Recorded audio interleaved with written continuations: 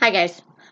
Today is Sunday, April 5th. I almost said March. April 5th, 2020. So this is important. You need to pay attention. Super important, okay? We're going to take a trip down a rabbit hole. I wasn't going to do a video today, but I was doing some research last night, and this is really important information. So this is a little bit different than the things that I normally talk about. Normally, I'm kind of tiptoeing around information and not really discussing it, but we all know about individuals who supposedly, and I'm always going to say supposedly, but I believe this in my gut. I believe this. Individuals who have taken part in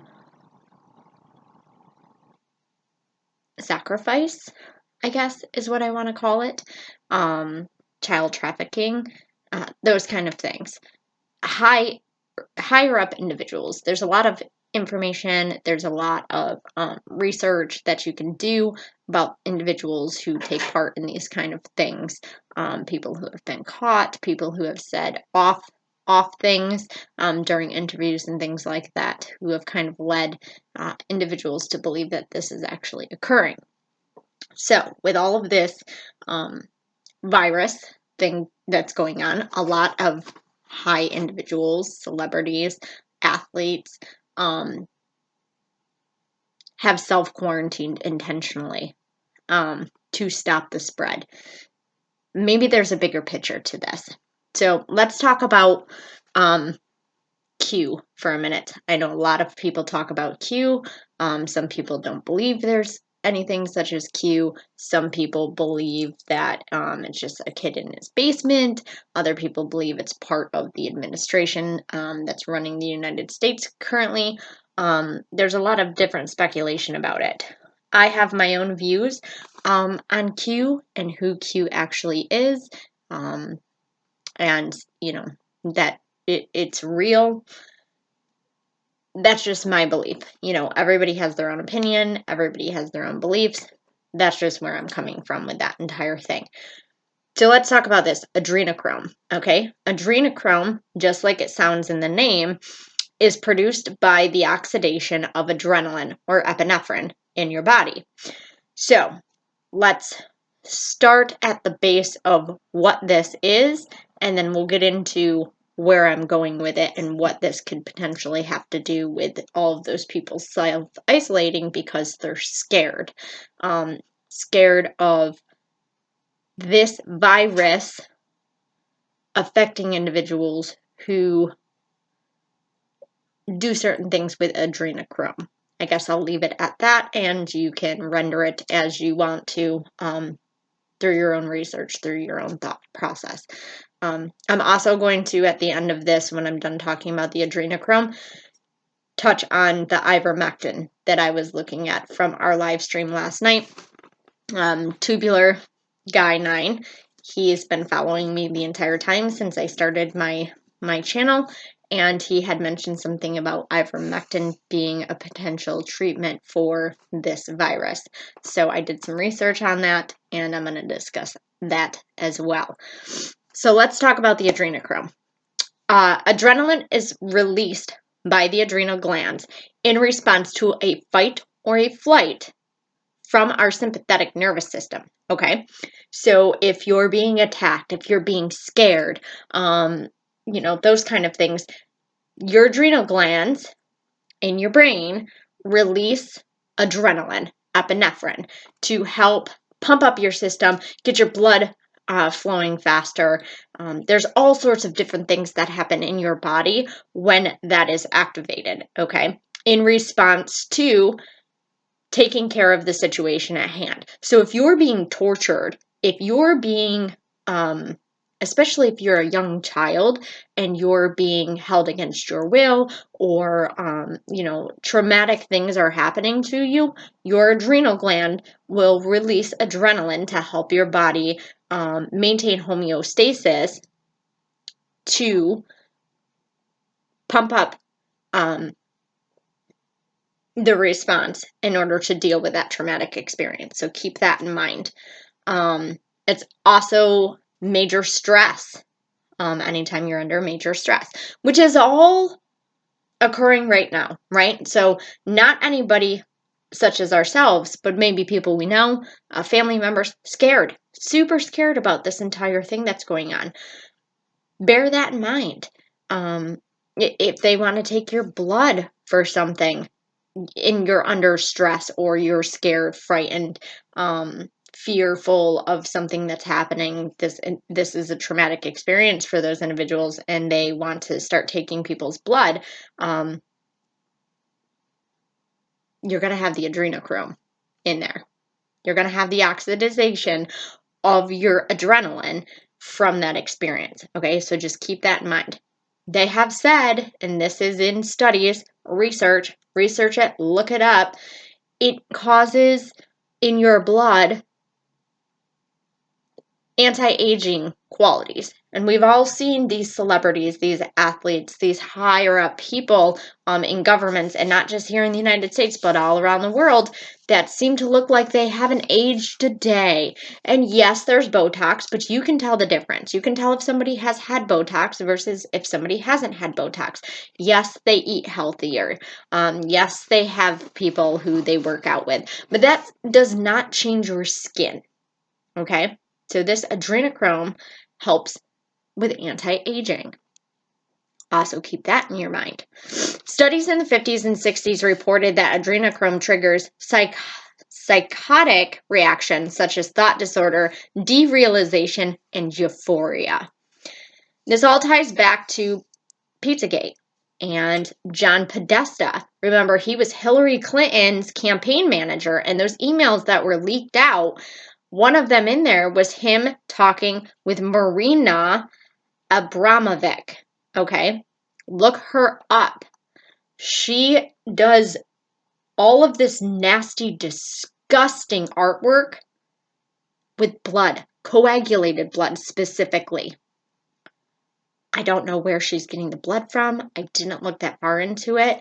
It's disgusting what she does. She holds all of these art shows, and there are cakes made out of bloody, nasty bodies, and people are eating that. And then tie it back to the whole Pizzagate thing, where there's code words for people saying different words, and different words mean different things. So do your research, look into that. This is important. These people are self-quarantining, in my opinion, because they're scared. They know they have this additional adrenochrome that is not from their own body, in their bodies, and this virus is attacking individuals who have this adrenochrome. From the research that I have completed over probably the past 10 days, all of these people that are being tested are people who have been to her art things that she holds, these disgusting, nasty, out of control art shows that she holds all over the place. Not all of them, but a majority of them have been in attendance in these. Will Ferrell, Lady Gaga, I believe Madonna, but I'm not 100% on that, so don't quote me. A lot of very influential, well, I'm not going to say influential, influential, because they're not. They're celebrities, okay? These people have been in attendance to these disturbing art shows where she holds dinners, where people's heads are on the table, like severed heads. It looks like severed heads. They're actual people that are sitting under a table this entire time with their heads up. Like, who does these kind of things? You have to be mentally not in your right mind or under the control of something totally different for that to occur. Okay? Disturbing. Look this up. That's all I really wanted to say on that. I can't talk about it anymore because it's making my whole body just, I don't want to have that negativity. I just don't.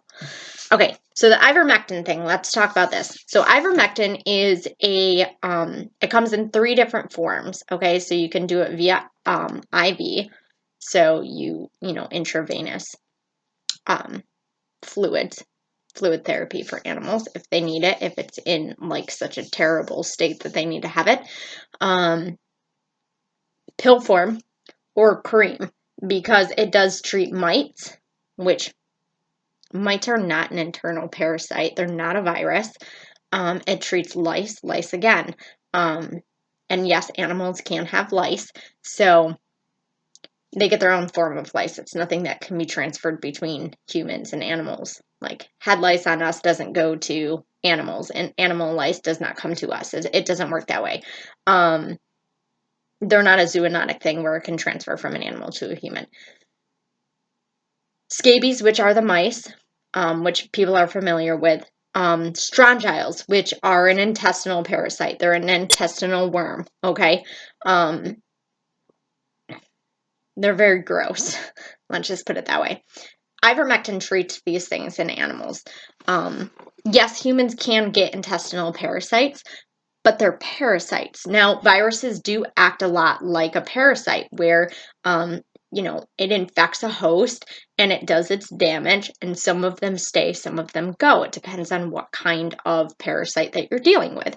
So, a lot of similarities between a virus and a parasite. However, okay, this is only being studied in a lab currently. So in petri dishes, they are taking this virus cell and they're treating it with ivermectin.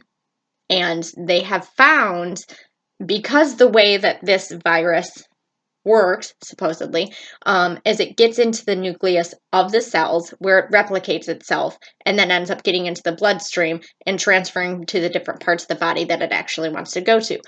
Remember that the bloodstream is a transport, essentially, for things in the body, whether it be nutrients or medications, anything like that. Anytime you want to get a medicine to somebody or an animal very quickly, you always do it intravenously, so that it goes directly into the bloodstream and it can get to where it needs to go quickly. Now, the way that this virus is, it's getting to the nucleus, like I said, then to the bloodstream. So there's a transporter, essentially, that takes it from the nucleus and sends it into the bloodstream. The ivermectin that they've been injecting into these cells has been stopping it not from going to the nucleus, but from getting to that transport system to get it out to the blood. So the virus is still getting to the nucleus of the cell. It's just not able to multiply itself at that point in time when it's treated by the ivermectin in order to stop it from transporting to the rest of the body. That's good, right? Well, here's my issue with it. This is not a parasite, supposedly, unless there's more that we're not being told. Is this a parasite that's made specifically to act as though it's an intestinal worm and replicate itself in that way? Great. Then ivermectin would be amazing for that. But then you have this issue. There's been a lot of studies that have been done on hamsters and gerbils and things like that, because that's normally how they start studying, is on animals. As unfortunate as that sounds, that's how they come out with 95% of the stuff. It's been killing hamsters.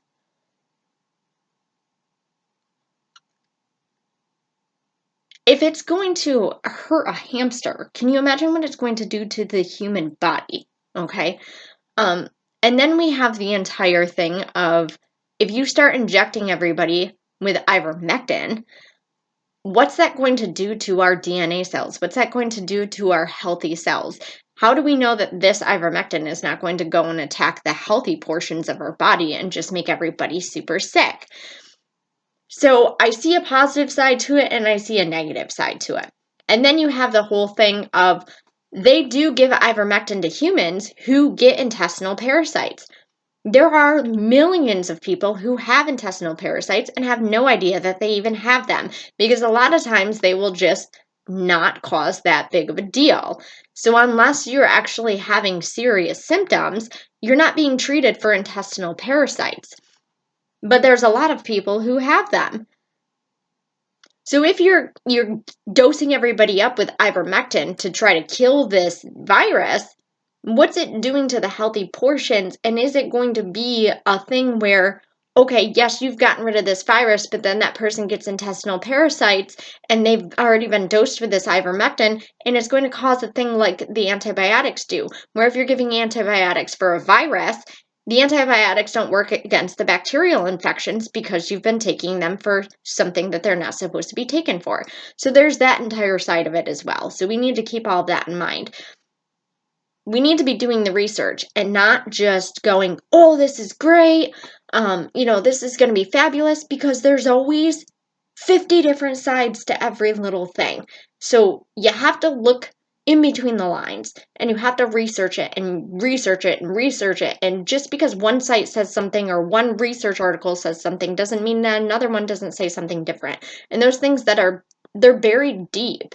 So you have to be diligent, and you have to look into everything, and you have to try to start connecting the dots between different things.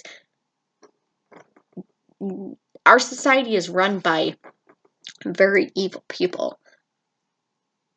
And I'm not talking about the president, and I'm not talking about, anything like that. I'm talking about people even higher than him that run things.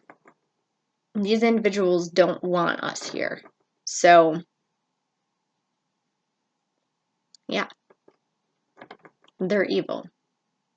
And they're going to put something out that looks good on the surface, but if you dig into it, it's not good at all. So just keep that in mind. And like most of us in this community understand, we're not taking nothing. I'm not taking anything, and my kids aren't taking anything. It's not happening. They try to shove something on me, I'm going down with a fight, because I ain't doing it. That's all I've got for you guys. I just thought that information was important to get out there. I know a lot of you guys do think in the same kind of terms as I do, at least in the back of your mind, even though you might not say things out loud about it. I'm not scared to say things out loud because I don't care. There's important information that needs to get out there to people, and I'm going to do it the best that I can. So as always, guys, always remember, everything does happen for a reason. So whether you're having a good day or a bad day, it's all going to be okay. Just spread love and joy, forgiveness, and stay safe, stay healthy, and I'll talk to you guys later. Bye.